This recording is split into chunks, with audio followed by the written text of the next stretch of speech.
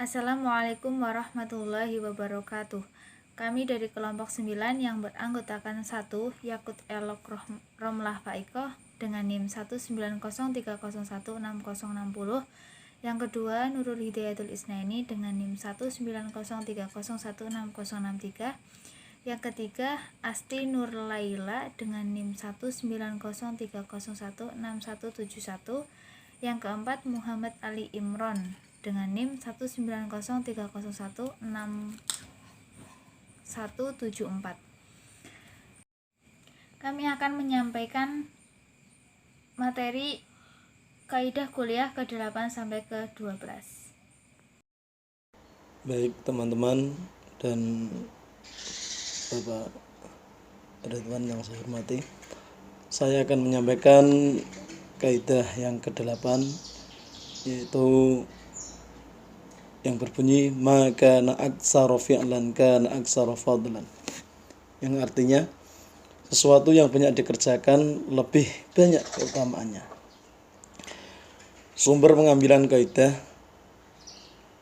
yaitu sumber dari sabda Rasulullah SAW yang ditujukan kepada Sayyidah Aisyah radhiyallahu anha, ajruki ala qadri nasibik, rawahu Muslim, yang artinya pahalamu ialah sebanding dengan kepayahanmu, rawahu Muslim.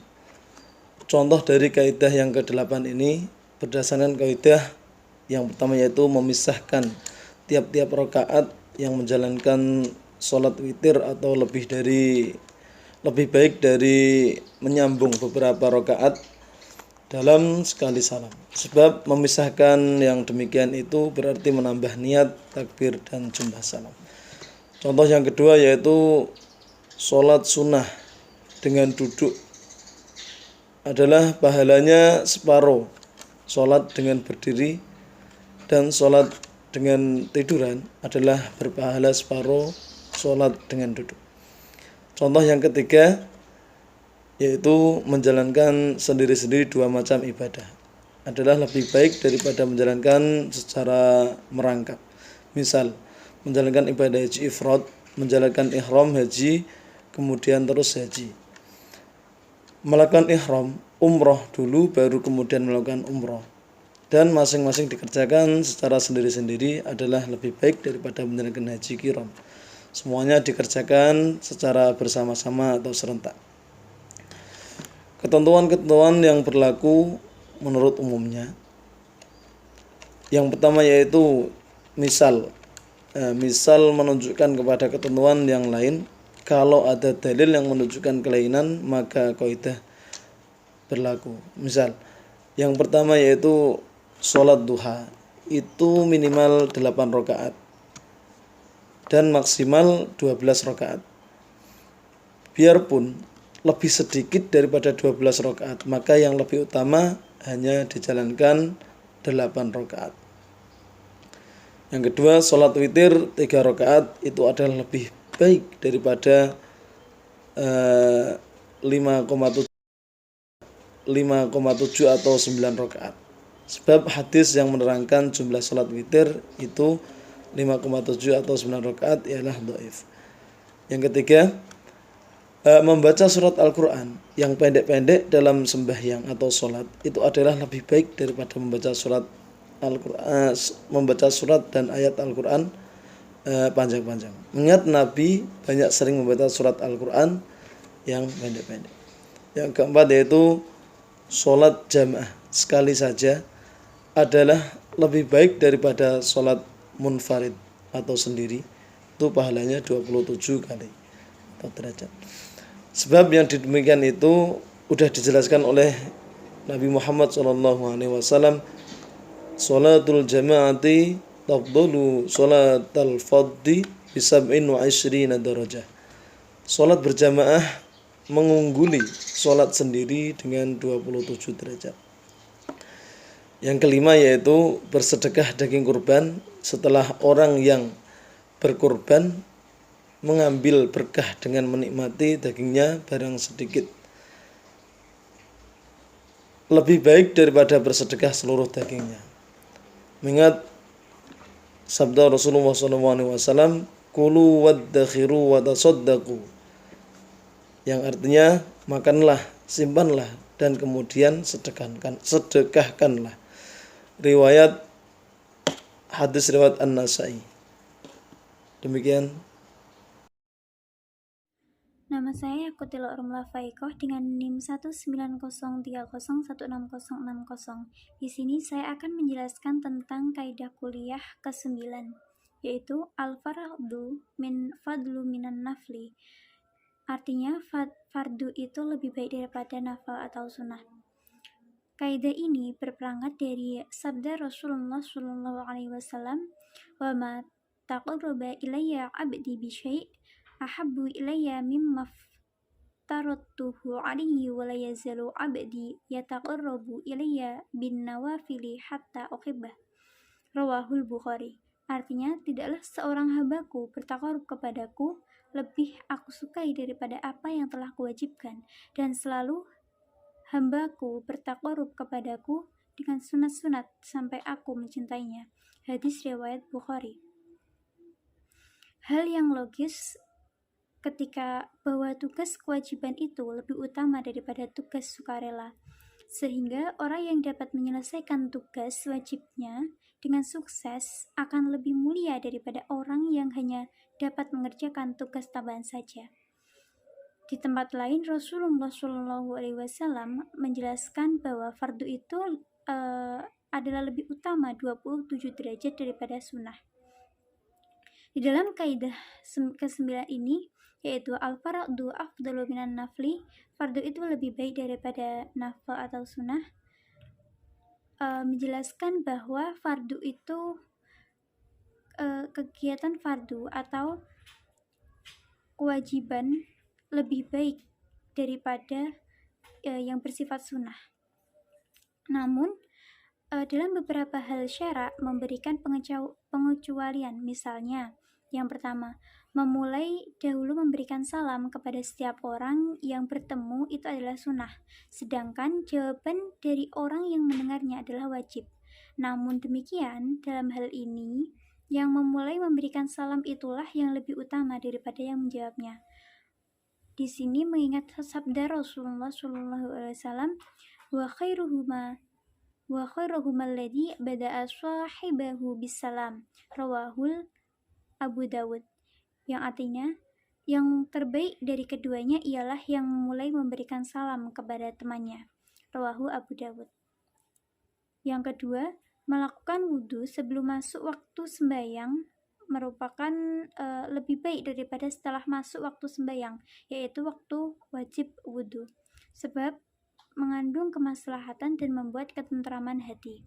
Yang ketiga, membebaskan tanggungan membayar hutang kepada orang yang tidak mampu membayar itu adalah lebih baik daripada menunggu sampai orang yang tidak mampu membayar tersebut mampu membayarnya, sesuai dengan firman Allah Subhanahu wa taala, A'udzu billahi minasyaitonir rajim. Bismillahirrahmanirrahim. Wa in kana du usratin fanadiratun ila maisarah wa an tasaddaqu khairul lakum in kuntum ta'lamun. Sadaqallahul adzim. Surat Al-Baqarah ayat 280. Artinya, dan jika ia orang yang kesukaran, maka penangguhannya sampai berkelapangan, dan persedekahanmu adalah lebih baik bagimu jika kamu mengetahui. Sedangkan untuk contoh dari kaidah ke-9 ini, diantaranya yang pertama, ketika seseorang jarang sholat malam atau tahajud dikarenakan ingin menyempurnakan sholat berjamaah atau sholat subuh berjamaahnya.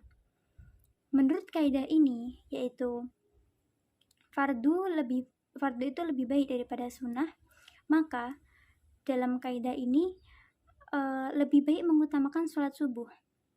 Sholat malam atau tahajud itu sunnah, tetapi lebih baik mengutamakan sholat fardu, yaitu sholat subuh, daripada karena mengutamakan sholat malam, tetapi seseorang itu tidak bisa melakukan sholat subuh tepat waktu, bahkan mengakhir-akhirkan sholat subuh dan menyebabkan ia lalai dari sholat subuhnya.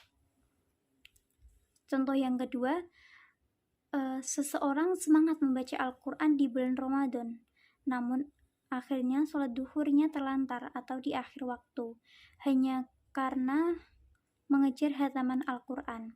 Nah, menurut kaidah ini, fardu itu lebih baik daripada nafil atau sunat, maka lebih baik mengutamakan sholat duhur tepat waktu daripada kesunahan membaca atau kesunahan hataman Al-Quran di bulan Ramadan. Baik, saya akan melanjutkan kaidah yang ke-10. Bismillahirrahmanirrahim. An-naflu awsa'u minal fardi, yang artinya sunnah lebih longgar daripada fardu.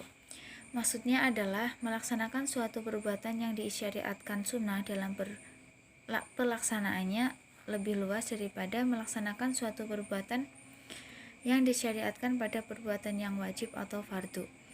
Seperti contoh pertama, seorang yang telah berijtihad menemukan kiblat untuk sholat wajib tidak perlu berijtihad kembali jika hendak melaksanakan sholat sunnah. Yang kedua, tidak wajib bagi orang yang berpuasa sunnah niat di malam hari sebelumnya. Yaitu kaidah yang ke-11 yang berbunyi al-maisuru la yasbutu bil ma'sur, yang artinya yang mudah tidak gugur karena yang sukar. Para usuliyun menetapkan kaidah semacam ini berdasarkan sabda Rasulullah SAW yang berbunyi, apabila aku memerintahkan kepadamu sesuatu perintah, kerjakanlah semampumu, dan apabila aku melarangmu sesuatu, tinggalkanlah.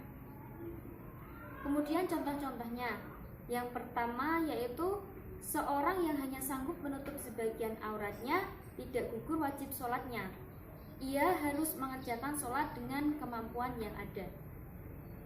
Yang kedua, seorang sembahyang yang hanya sanggup membaca sebagian surah Al-Fatihah, hendaklah ia mengerjakannya dengan kesanggupan yang dimilikinya. Kaidah kuliah ke-12 yaitu idza jtama'a amrani min jinsin wahidin walam yakhtalif maqsuduhuma dakhala ahaduhumal akhara. Artinya, apabila dua buah perkara yang sama jenisnya dan tidak berbeda maksudnya berkumpul, maka salah satunya masuk kepada yang lain. Kemudian contoh-contohnya. Yang pertama yaitu apabila hadas kecil berkumpul dengan hadas besar pada seseorang, maka cara menghilangkan keduanya dilakukan dengan mandi saja, sebab jenis keduanya adalah sama, yaitu hadas dan maksudnya pun sama, yaitu untuk menjalankan sembahyang. Kemudian yang kedua, apabila seseorang sering lupa hingga banyak meninggalkan rukun-rukun sholat, maka ia tidak wajib berulang kali sujud sahwi, tetapi cukup dengan 2 kali sujud di akhir sholat.